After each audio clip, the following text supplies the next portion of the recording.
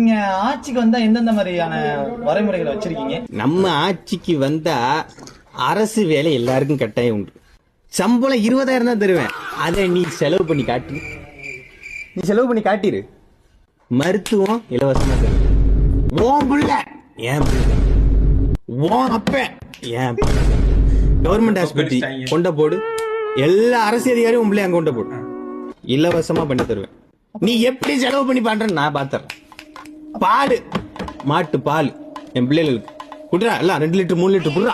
முட்டை தின்றா, சோறு தின்றா, எல்லாம் இலவசம். அப்புறம் எப்படி நீ செலவு பண்ணுவேன்? அம்புட்டும் சேவிங்ஸ்.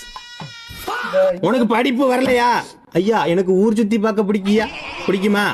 பைக்கேடு ஊர் சுத்து வந்து 6 மணிக்கு முன்னாடி நெல்லு 500 ரூபா சம்பளம் உனக்கு. எல்லாத்தையும் வந்து அரசுமயமாக்கணும்னு சொல்றீங்க. உங்க பையனை மட்டும் ஏன்? நல்ல பள்ளிக்கூடம் இல்லையா தமிழ்நாட்டுல? காட்டிரு.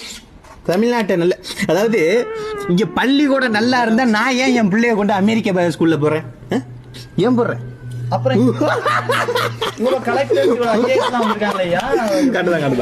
இந்த தமிழ் பள்ளிக்கூடத்துல படிச்சானே இவ்வளவு கலெக்டர்ஸ் ஐஏஎஸ் எல்லாம் வந்திருக்காங்க.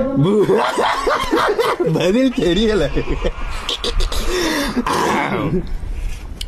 ஏதாவது கேட்டுட்டு இருக்காது நீங்க பட்டுக்கும். ஸ்டாலின் வீட்டுல போய் கேப்பீங்களா? அமைச்சரோட பெரும்பக்க பிள்ளை எங்க படிக்குது? அவங்க எல்லாம் சொல்லலையே, நீங்க தான் அதை பத்தி பேசுறீங்க. அதனாலதான் உங்களுக்கு ஆட்சியை கொடு தம்பி. நீ ஆட்சியை கொடுத்துட்டு பேசு. அப்புறம் பாரு நீ என்ன நடக்குதுன்னு.